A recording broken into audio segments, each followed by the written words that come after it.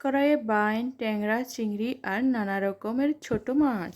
এমন মজাদার চচ্চড়ি না দেখে থাকলে আজকের ভিডিও আপনার জন্য। শেষ পর্যন্ত দেখুন, রান্নার গোপন টিপস আপনার জন্য। গরম কড়াই পেঁয়াজ কুচিগুলো ব্রাউন কালার করে ভেজে নিয়েছি। কি সুন্দর লাগছে দেখতে। এই কালারটা রান্নার কালারটা আরো দ্বিগুণ বাড়িয়ে দিবে, আমি যেটা বলছি। পেঁয়াজটা ঠিক এভাবে ভাজার কারণে রান্নার কালারটা কিন্তু অনেক সুন্দর হয়ে চলে আসে। এটাকে আপনি জানেন? যদি না জেনে থাকেন তাহলে আমার এই কথাটি মনে রাখবেন। পানিটা দিয়ে দিয়েছি, মশলাগুলো কষিয়ে নিব। মশলাগুলো এখন আমি আমার রান্নার চুলায় দিয়ে দেব কড়াই। ছোট মাছের চচ্চড়ি সহজ রান্না আর মজাদার রেসিপি খুব অল্প সময়ের মধ্যে তৈরি হয়ে যায়। কিছু মজাদার ভাবে রান্নাটা কৌশলী ভাবে তৈরি করার জন্য কিছুটা টিপস বাকি আছে, তাই না? আমি মশলাগুলোর মধ্যে কি কি দিয়েছিলাম: হলুদ গুঁড়ো, মরিচ গুঁড়ো, ধনিয়া গুঁড়ো আর গরম মশলা গুঁড়ো। আর তো বাকি আছে যেগুলো মশলা আমি এখনো দেইনি, সেগুলো হচ্ছে জিরা বাটা, আদা বাটা, রসুন বাটা। এই মশলাগুলো টাটকা বেটে নিয়ে রান্না করতে কিন্তু খুবই ভালো লাগে, আর এটার কালার আর টেস্ট অন্যরকম আসে। আপনি যদি আপনার রেসিপি অনেক মজাদার আর আকর্ষণীয় করতে চান তাহলে আপনি এই কাজটি করতে পারেন। মশলাগুলো ভালো করে শিলপাটায় মিহি করে বেটে রান্না করতে পারেন।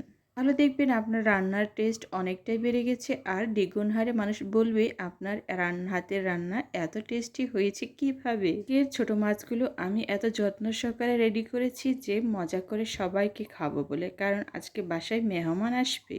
আর এই সমস্ত মাছগুলো হচ্ছে দেশীয় মাছ। দেশীয় মাছের স্বাদের তুলনা অনেক বেশি হয় কমপক্ষে আমাদের এই হাতের রান্নার কারণে। শুধু তো দেশীয় মাছ হলেই হয় না, এটাকে মজাভাবে রেসিপিটা সম্পূর্ণ করতে হয়। মশলাগুলো ভালো করে কষিয়ে নেওয়ার জন্য আমি পানিটাও দিয়ে দিয়েছি, আর এইটাতে আমার মশলা কষা হবে। সাথে আমার এই যে মাছ রেডি করে রেখেছিলাম যেগুলো, সেগুলো মশলা কষানোর পানিতে আমি কেন মাছগুলো এখনই দিয়ে দিলাম সেটাই বলি। অন্যান্য মাছের তুলনায় বাইন মাছগুলো একটু শক্ত ধরনের হয়, যার কারণে মাছটা আমি আগেই দিয়ে দিয়েছি। সাথে আমি কচু চিংড়িও অ্যাড করে নিয়েছি। কচু চিংড়ি অ্যাড করার কারণে হচ্ছে আমার রান্নার ফ্লেভারটা অনেক দ্বিগুণ বেড়ে যাবে, সেটাকে আপনি জানেন। এই মাছের চচ্চড়িতে চিংড়িটা আমার রান্নার ফ্লেভারটা আরো বাড়িয়ে দিবে, কারণ চিংড়ির ফ্লেভার অনেকটাই ভিন্ন ধরনের। খেতেও তেমনি সুস্বাদু হবে আর মজাদার হবে। তো আমি রান্নাঘরে আরো অনেক কিছু রান্না করেছি, কিন্তু এটা রান্না হবে অনেক মজাদার আর টেস্টিযুক্ত। একটি চামচ দিয়ে আমি মাছগুলো একটু নেড়ে চেড়ে দিচ্ছি যাতে মশলাগুলো মাছের গায়ে লেগে থাকে। ঠিক এইভাবে কষা কষা হয়ে তৈরি হয়, তাই করে আমার মাছও ভাঙবে না আর তরকারিতে হবে চমৎকার।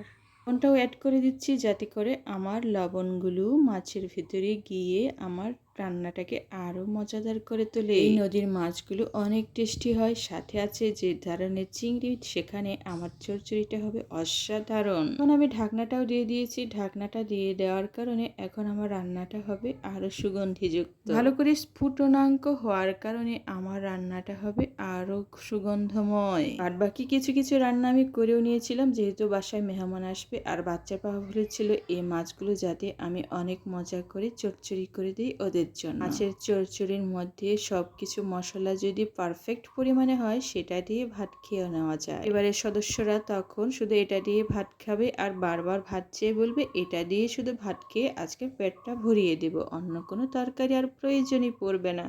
মাছের তরকারি এমন একটি গুণ, আর এটি যদি চচ্চড়ি হয় তাহলে তার কথাই নেই। আমার পরিবারের সদস্যরা এত করে মাছের চচ্চড়ি পছন্দ করে, আমি প্রায়ই ওদের জন্য এমন টাটকা মাছ দিয়ে মাছের চচ্চড়ি তৈরি করে থাকি। চচ্চড়ি রান্না টেস্টিফুল করে তৈরি করার জন্য এইভাবে রান্না করতে পারেন, তাহলে দেখবেন আপনার চচ্চড়ি রান্না অনেক অসাধারণ হয়েছে আর খেতেও সুস্বাদু হয়েছে। মাছ রান্না করার জন্য সঠিক পরিমাণে মরিচ, লবণ আর হলুদ গুঁড়া, জিরা বাটা, আদা বাটা এগুলো দিয়ে যদি রান্না করা যায়, মজাদার আর চমৎকার সুস্বাদু তরকারি তৈরি হয়ে যায়। আজকের রান্নাটি আমি যেহেতু শক্ত মাছ ছিল, বাইন মাছগুলো, তারপর অন্যান্য মাছগুলো টাটকা, সেই কারণে আমি দুবার পানি দিয়ে রান্না করব, কারণ আমি এটা অনেকটাই অল্প অল্প পানি দিয়ে চচ্চড়ি করছি, আর সেই অল্প অল্প পানি দিয়ে আমি দুবার করে কষিয়ে কষিয়ে রান্না করছি।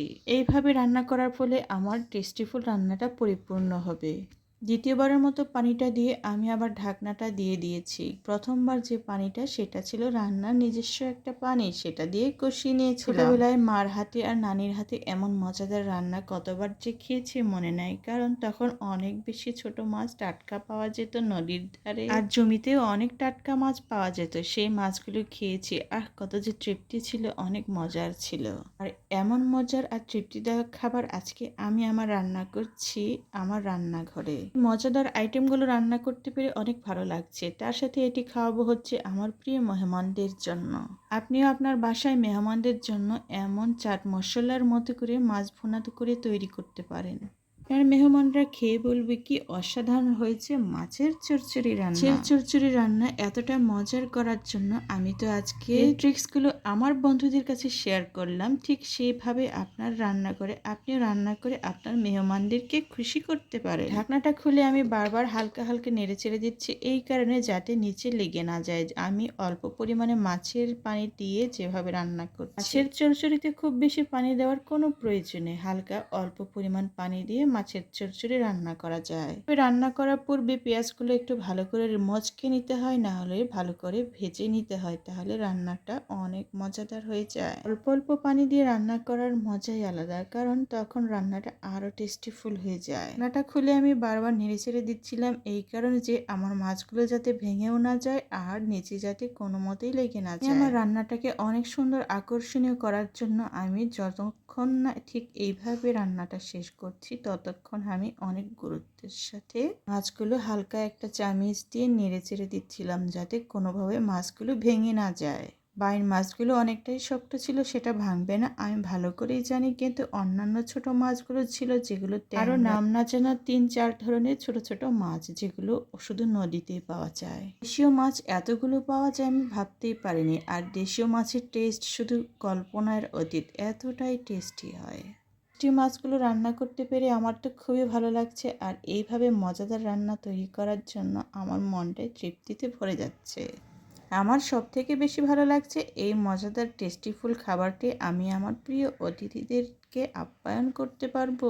মাছের চচ্চড়ি দিয়ে যে দেশীয় মাছ দিয়ে অতিথিদের এত মজাভাবে আপ্যায়ন করা যায় সেটা কি আপনি জানতেন? অতিথি আসলে শুধু মাছ মাংস দিয়ে বড় বড় মাছ দিয়ে যে আপ্যায়ন করা যায় তা নয়, এই ধরনের ছোট মাছের অসাধারণ রান্না করে ওদেরকে আপ্যায়নও করা যায়। আমার চ্যানেল থেকে ভিডিওগুলো দেখছেন অবশ্যই সাবস্ক্রাইব করতে ভুলবেন না, আর সাবস্ক্রাইব করা থাকলে আমার ভিডিওর প্রতিটি নোটিফিকেশন আপনার টাইমলাইনে চলে যাবে, তাহলে আমার ভিডিওটি আপনি দেখতে পারবেন অনেক নতুন নতুন রান্নার ভিডিও। এগুলো রান্না জানা না থাকলে আপনি নিজে থেকে রান্না করতে পারবেন। যে রান্নার কালার আর টেক্সচারটা এতটাই সুন্দর আসছে, আমার তো মনে হচ্ছে এক্ষুনি রান্না হয়ে গেছে। আজকাল আমার সম্পূর্ণই ভাঙ্গেনি, সবগুলো মাছই ঠিক আছে আর অনেকগুলো সুন্দর হয়েছে। এটা হচ্ছে তৃতীয়বারের মতো আমি এক মুখ পানি দিয়ে দিয়েছি মাছটাকে আরো সুন্দর আকর্ষণীয় আর মজাদার করার জন্য। রান্নার কালারটা অনেক সুন্দর চলে আসছে আর দেখতেও কিন্তু অসাধারণ লাগছে, সাথে আরো ভালো লাগছে আমার মাছগুলো একটুও ভাঙেনি। মাছগুলো অল্প অল্প পানি দিয়ে রান্না করার কারণে মাছের ফ্লেভার আর টেক্সচারটা অনেকটাই ঠিক আছে, তার সাথে আরো কালারফুল হয়েছে আমার রান্নাটি। ধৈর্য ধরে যারা আমার ভিডিও শুরু থেকে শেষ পর্যন্ত দেখেছেন তাদের প্রত্যেককে অনেক ধন্যবাদ, আর সাথে করে সাবস্ক্রাইব করতে মোটেও ভুলবেন না। সাবস্ক্রাইবটা করতে পারলেই তো আমার পরবর্তী আগত নতুন ভিডিওগুলো আপনি দেখতে পারবেন আপনার টাইমলাইনে। মাখা মাখা হালকা ঝোল ঝোল ঘন ঝোল রান্না করার মাছের চচ্চড়ি রেসিপিটা নিশ্চয়ই এখন দেখতে পেরেছেন আর বুঝতেও পেরেছেন কিভাবে আমি তৈরি করেছি। মজাদার রেসিপিটি আপনি এখন আপনার রান্নাঘরেও নিজে তৈরি করে খেতে পারবেন অনায়াসে। খুব সহজ রেসিপি এটি। রেসিপি অনেক সহজভাবে রান্না করেছি, আর সাথে যারা আমার ভিডিওটি দেখেছেন তাদের প্রত্যেককেই ধন্যবাদ।